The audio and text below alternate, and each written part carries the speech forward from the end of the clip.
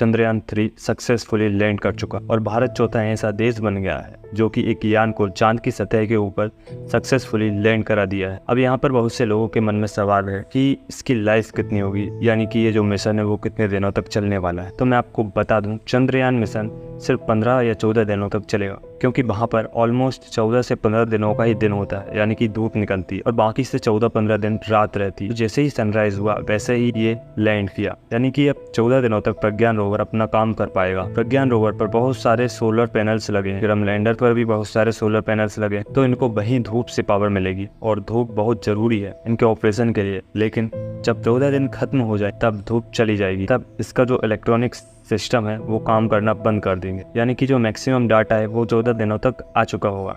उसके बाद वह सिंपली वहीं पर निष्क्रिय हो जाए, सारे इलेक्ट्रॉनिक्स पार्ट्स बंद हो जाएंगे। बाकी जो लूनार 25 जो कि क्रैश किया, अगर वो लैंड होता तो उसके अंदर एक ऐसा पावर जनरेटिंग टेक्नोलॉजी था जिसके चलते उसको 1 साल तक पावर मिलती। तो इस मामले में सबसे अच्छी न्यूज़ ये है कि इसरो एक्चुअली में इस टेक्नोलॉजी पर काम कर रहा है, एक ऐसा पावर सोर्स बनाने का जिसे अपकमिंग मिशंस में 1 साल तक पावर मिले। लेकिन फिलहाल में चंद्रयान जो 14 दिनों तक बहुत सी रिसर्च करेगा, साउथ पोल में वाटर, हीलियम 3 और जैसी कई चीज़ें हैं जिसके बारे में आपको पता होना ही चाहिए। ये मिशन आखिर हुआ क्यों, तो चलो उन इंटरेस्टिंग डिटेल्स को हम समझते हैं। किसी भी प्लेनेट या फिर सैटेलाइट, जैसे कि मून एक सैटेलाइट, तो उसका जो नॉर्थ पोल और साउथ पोल है ये दोनों काफ़ी इंपॉर्टेंट। या फिर किसी भी जगह पर चले जाओ, चाहे आप जुपिटर के किसी मून पर चले जाओ, वहाँ पर भी नॉर्थ पोल और साउथ पोल या फिर जो भी चीज़ें वहाँ पर मौजूद हैं वो बहुत ही मिस्टीरियस होती है। जैसे कि धरती का जो सबसे एक्सट्रीम कंडीशन वो यहाँ के नॉर्थ और साउथ पोल में, इन रिसर्चर्स के हिसाब से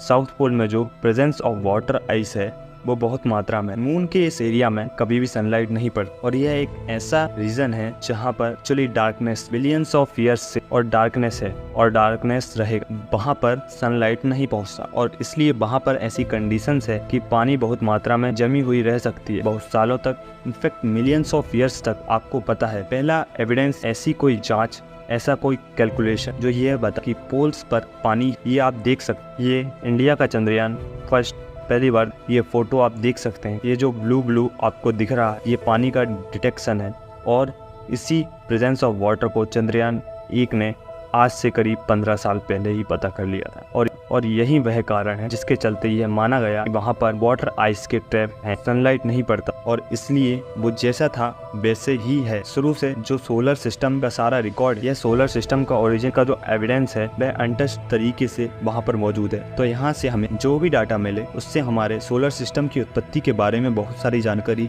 मिल सकती है। ऐसी और भी कई कैलकुलेशन की गई जिससे ये पता चलता है कि वहाँ पर hydrogen, ammonia, methane, sodium, mercury, silver, in fact नहीं सारी चीज़ें मौजूद है। इसलिए उस जगह को the place of untapped resource माना जाता है, यानी ऐसी जगह जो कि खजाना है लेकिन उसको कोई टैप नहीं कर पाया। चांद का जो साउथ पोल है वहाँ पर टेम्परेचर 150 से -200 डिग्री सेल्सियस तक पहुंच जाता है। मतलब जितने भी इलेक्ट्रॉनिक्स इक्विपमेंट होंगे, जैसे कि सोलर पैनल या फिर उसका बॉडी या फिर उसके चक्के, आप सोचो इस तरह बिल्ड की गई है ऐसे मटेरियल से जिससे वह एक्सट्रीम कोल्ड ऐसे टेम्परेचर में भी वर्क करते रहें। अब जितने भी इलेक्ट्रॉनिक चीज़ें, चाहे आपका फ़ोन हो, टीवी हो या फिर कोई भी चीज़, उसके अंदर सर्किट बोर्ड्स होते हैं। पूरे सर्किट बोर्ड के किसी भी मिलीमीटर के पार्ट में अगर कोई शॉर्ट सर्किट या फिर कुछ भी एरर हो जाता है तो पूरा सर्किट काम करना बंद कर देता है। इलेक्ट्रॉनिक्स सामान इतना कॉम्प्लेक्स होता है, लेकिन वहीं अगर ऐसे हार्ड कंडीशन में चलाने के लिए बिल्ड किया जाए तो सोचो किस तरह का डिटेलिंग का इस्तेमाल किया जाता कि वो मून के साउथ पोल के -200 डिग्री वाले एरिया पर काम कर रहे हैं। एक सवाल जो आप लोगों में से बहुत लोगों के मन में आ सकते हैं कि अगर साउथ पोल में लाइट ही नहीं, सनलाइट आता ही नहीं और इधर मैं कह रहा हूँ कि रोवर को पावर पाने के लिए सनलाइट की ज़रूरत है, तो फिर ये कैसे होगा? तो इसका आंसर ये है कि साउथ पोल के उस इलाके में जहाँ पर लाइट नहीं पहुँचता वहाँ पर एग्जैक्टली नहीं जाएगा, उससे थोड़ा दूर ही तक रोवर जाएगा जहाँ तक लाइट थोड़ा पहुँचे। यूनिवर्स में एक ऐसे एलिमेंट्स है जो कि धरती के लिए रेयर हो, चांद में भी ऐसे कई मिनरल्स हैं क्योंकि धरती के लिए रेयर है लेकिन चांद के लिए नहीं। स्कैंडियम, एटेरियम, ये दोनों उन कई रेयर मिनरल्स में से दोनों व्हीकल्स इंजन में यूज होता है। इस दुनिया में इतनी सारी गाड़ियां हैं उसमें यूज होता है, इलेक्ट्रॉनिक्स डिवाइस में यूज होता है और जो रडार सिस्टम होता है जो मिलिट्री के पास होता है उसमें भी इन रेयर मिनरल्स का यूज होता है। कैल्शियम 3 जो कि रेयर एलिमेंट, यह एक ऐसा गैस है जो कि क्लीन और पावरफुल फ्यूल के तौर पर यूज़ किया जाता है। यह धरती पर कम है लेकिन चांद पर बहुत मात्रा में। फाइनली वाटर से बड़ी चीज़ और क्या होगी, हीलियम 3। यह एक ऐसा एलिमेंट